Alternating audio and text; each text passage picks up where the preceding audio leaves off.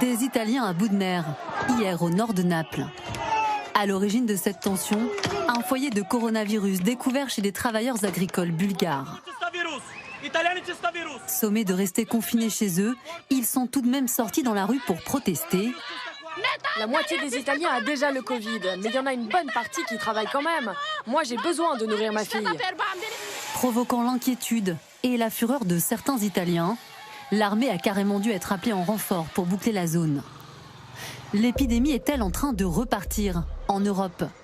Depuis quelques semaines, les cas de coronavirus se multiplient en Allemagne, au Portugal ou dans plusieurs pays des Balkans. Hier, lors d'une conférence, l'Organisation mondiale de la santé a fait part de son inquiétude.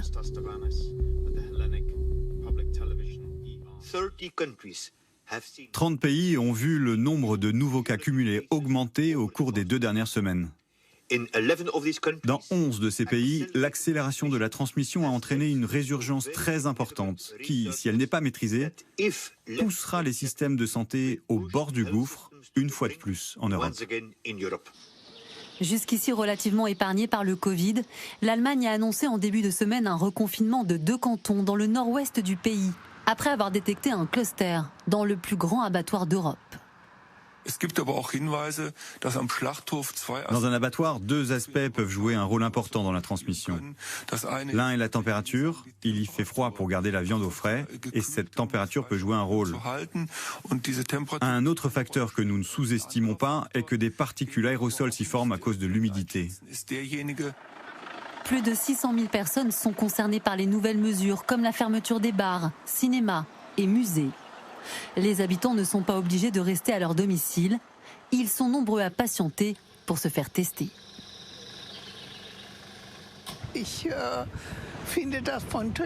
Je trouve cela scandaleux que cet abattoir ait réagi aussi tard et que tout le monde souffre de cette situation dans nos communes. On ne peut même plus partir en vacances parce que personne ne va vouloir nous accueillir.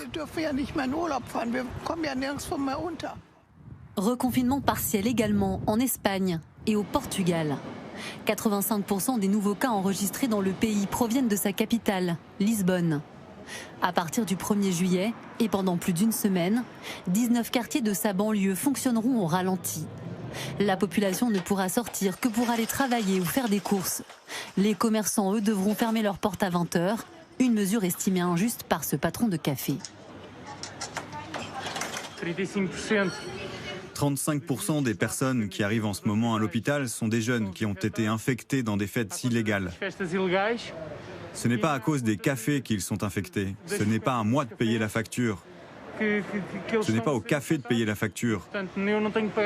Il faudrait d'autres types de mesures ou d'alternatives. Très touchés aussi par le Covid, les pays des Balkans. Avec cette polémique visant le numéro 1 mondial de tennis, le Serbe Novak Djokovic. Testé positif au coronavirus, le joueur est accusé d'avoir favorisé la propagation du virus en organisant un tournoi dans la région sans respecter les gestes barrières. Très critiqué, le champion a fini par présenter ses excuses. Nous estimions que le tournoi avait répondu au protocole sanitaire et que la région était en bonne condition pour enfin unir des personnes dans un but philanthropique. Je ne peux pas dire à quel point je suis désolé, et ce pour chaque personne infectée.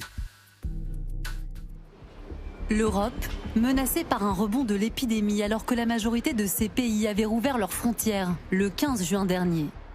Selon l'OMS, le vieux continent enregistre chaque jour près de 20 000 nouveaux cas de coronavirus et plus de 700 morts.